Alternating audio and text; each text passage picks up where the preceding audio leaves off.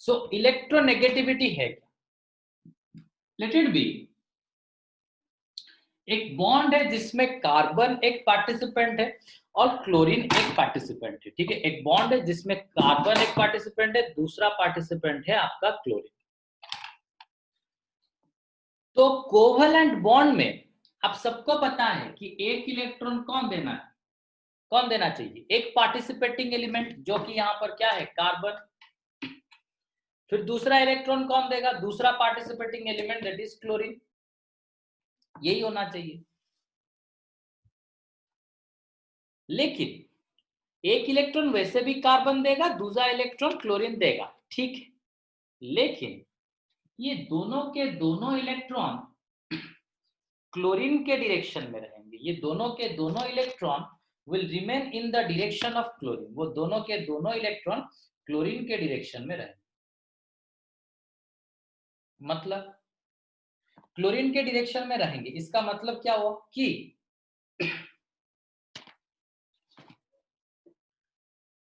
जैसे कि let it be Ritika and Ritul, दोनों ऐसे चॉकलेट को पकड़ के बैठे हुए हैं, ठीक है। मतलब इधर से रितिका, इधर से ऋतुल, दोनों ने शेयर किया हुआ, ठीक है। तो अगर हम लीगली जाएंगे तो एक किसका होना चाहिए? रितिका का होना चाहिए। दूसरा किसका होना चाहिए? ऋतुल का होना चाहिए। लेकिन लेट इट बी ऋतुल थोड़ा सा मतलब शांत है, तो शांत सरल है, तो रितिका आई बोलेगी कि नहीं, मे बी बोथ चॉकलेट्स में एक तेरा होगा, दूसरा मेरा होगा, लेकिन मैं तो दोनों का दोनों अपने तरफ खींच लूंगा, मैं तो दोनों का दोनों अपने तरफ खींच लूंगा। तो मतलब अभी रितिका का टेंडेंसी ज्यादा रह गया कि मैं दोनों चॉकलेट्स को मेरे तरफ खींच लूं। मे बी वो लेके भाग नहीं जाएगी, मे बी ऋतुल पूरा नहीं छोड़ देगी, लेकिन रितिका थोड़ा सा अपने तरफ खींच के ले आएगी। मे बी कंप्लीटली ऋतुल नहीं छोड़ देगी, कंप्लीटली रितिका लेके भाग नहीं जाएगी, लेकिन दोनों का दोनों इलेक्ट्रॉन किधर अट्रैक्ट होके रह जाएंगे? Definitely towards the Ritul, sorry towards Ritika, और दोनों का दोनों चॉकलेट रितिका की तरफ हो जाएंगे, क्योंकि उसका ज्यादा अफिनिटी है, ज्यादा टेंडेंसी है टू अट्रैक्ट द इलेक्ट्रॉन, तो वो क्या करेगा? खींच लेगा अपने तरफ। अच्छा, अगर ऐसा है, दैट मीन्स कार्बन और क्लोरीन में दोनों का दोनों इलेक्ट्रॉन किधर चला गया? क्लोरीन के पास। Maybe bond completely breakdown नहीं हुआ, maybe bond completely breakdown नहीं हुआ, लेकिन क्लोरीन के पास चले गए इलेक्ट्रॉन। अभी आप देख सकते हो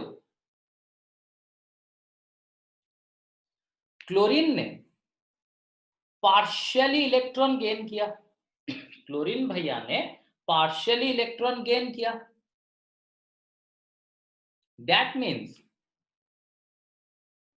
chlorine will have partial negative charge, whereas carbon will have partial positive charge.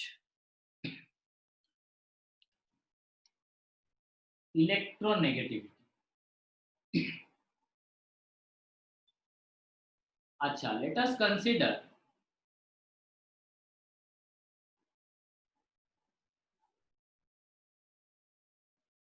हमें पायोजा तू का जो चूप और छुए नो सर रेडी अच्छी झगड़ा है जो चुपास ना सही तो तू कौन चुप और छु no sir let it be I am sir placing class आगुरा में गपुथुलु I am placing an electron here, पूरा सेंटर में मैंने एक इलेक्ट्रॉन रखा हुआ है, ठीक है। नहीं, let us consider प्रियांशु मुझे बताओ ए एटम या फिर बी एटम कौन ज्यादा टेंडेंसी के साथ इलेक्ट्रॉन को अपने तरफ खींच लेगा?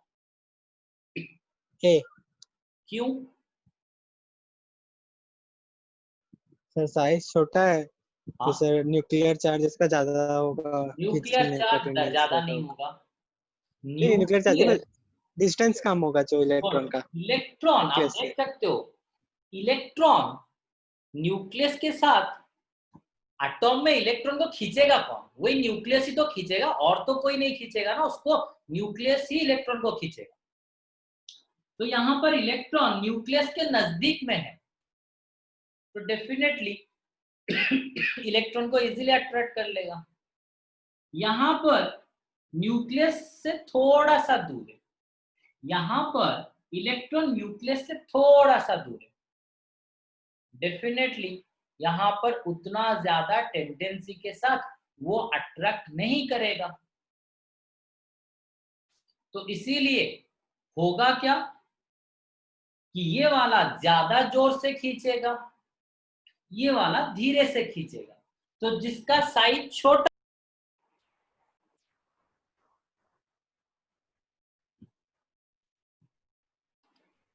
जो छोटा साइज है वो इलेक्ट्रॉन को कुछ ज्यादा फोर्स के साथ अट्रैक्ट कर रहा है, जिसका बड़ा साइज है वो इलेक्ट्रॉन को कम फोर्स के साथ अट्रैक्ट करेगा। मतलब इसका इलेक्ट्रोनेगेटिविटी कम, इसका इलेक्ट्रोनेगेटिविटी ज्यादा, क्योंकि ये भैया हमारे ज्यादा फोर्स के साथ इलेक्ट्रॉन को अट्रैक्ट करेंगे। That means I can write here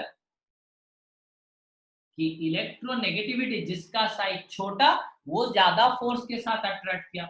so electronegativity inversely proportional to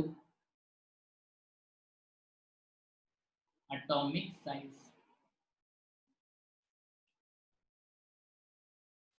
देखो ये है ए,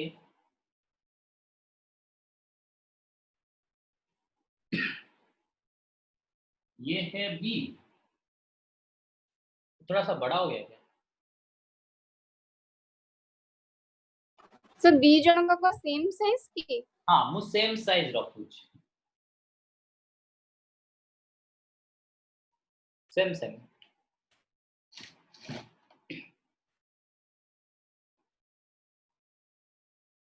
क्या गोल नहीं घूम रहा? हाँ, यहां पर एक इलेक्ट्रॉन मैंने रखा हुआ है, electron electron electron electron electron electron electron electron electron electron electron. यहाँ पर बस दो जेंटलमैन यहाँ पर। पायोजा मुझे बताओ कि शील्डिंग इफेक्ट कहां पर ज्यादा होगा? सर एटॉम ए। एटॉम ए में। रितुल मुझे बताओ कि शील्डिंग इफेक्ट क्यों ए में ज्यादा होगा? सर ज्यादा इलेक्ट्रॉन्स है। गुड, ज्यादा इलेक्ट्रॉन से, सो डेफिनेटली वो कुछ ज्यादा फोर्स डालेंगे इसके ऊपर, ये इलेक्ट्रॉन के ऊपर वो कुछ ज्यादा फोर्स डालेंगे। मतलब रिपल्सन, न्यूक्लियस खींच रहा होगा लेकिन ये सब उसको ज्यादातर रिपल्सन दे रहे होंगे। लेकिन ये भैया यहाँ पर शील्डिंग इफेक्ट है लेकिन कम है। इस वजह से क्या होगा, इलेक्ट्रॉन, इस वजह से क्या होगा, इलेक्ट्रॉन बीच में रहेगा जब, ठीक है, मतलब अगर मैंने बीच में रखा तो ये भैया इसको बहुत ही कम अट्रैक्शन किया, क्योंकि ये इलेक्ट्रॉन उसको शील्डिंग कर लेंगे, बोले नहीं तू भाग यहां से।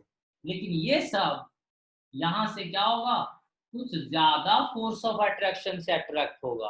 तो मतलब इलेक्ट्रोनेगेटिविटी किसका ज्यादा, ए का ज्यादा या बी का ज्यादा? सूची B.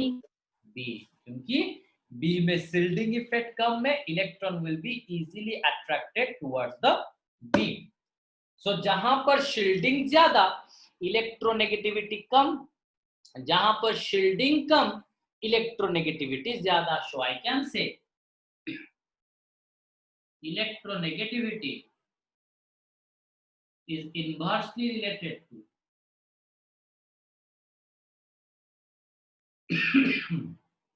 shielding effect. Clear? Then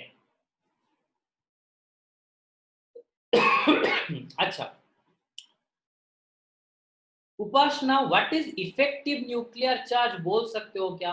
क्या होता है इफेक्टिव न्यूक्लियर चार्ज? सर मैं भूल गई। ओके, बाकी किसको याद है बोलो।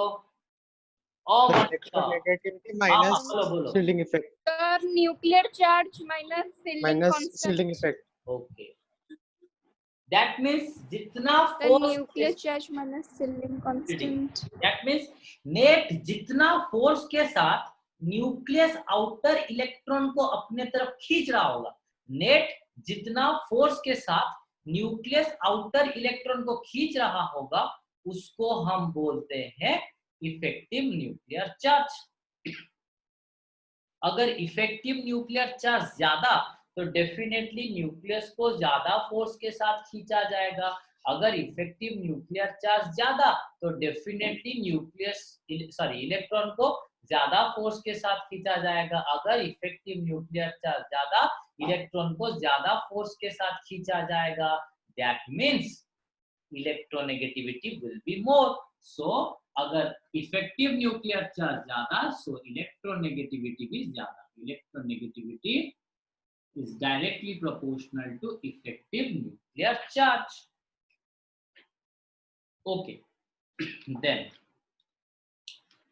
नेक्स्ट हम आ जाते हैं। मैं एक चीज आपको बता देता हूं, जब मैं हाइब्रिडाइजेशन को जाऊंगा तब वो मैं आपको डिटेल्सली बताऊंगा। जब मैं हाइब्रिडाइजेशन को जाऊंगा तब मैं वो चीज डिटेल्सली आपको बताऊंगा। कार्बन, आप सबको पता है कार्बन हमेशा 4 बॉन्ड बनाता है, उसका टेट्रावैलेंसी होता है, मतलब वो हमेशा 4 नंबर ऑफ बॉन्ड फॉर्मेशन करता है।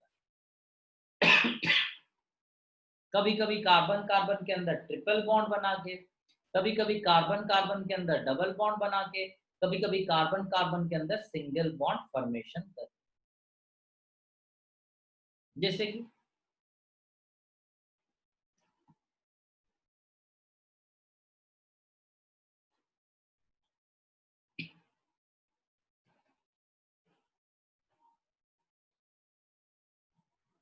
देखो,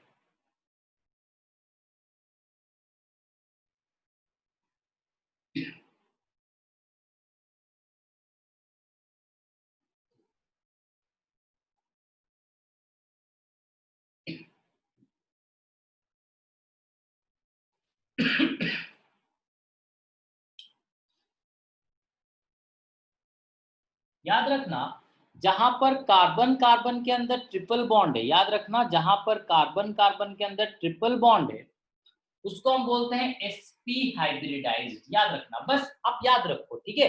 नेक्स्ट चैप्टर में मैं आपको बताऊंगा, जहां पर कार्बन कार्बन ट्रिपल बॉन्ड होता है वहां पर कार्बन होता है sp हाइब्रिडाइज्ड।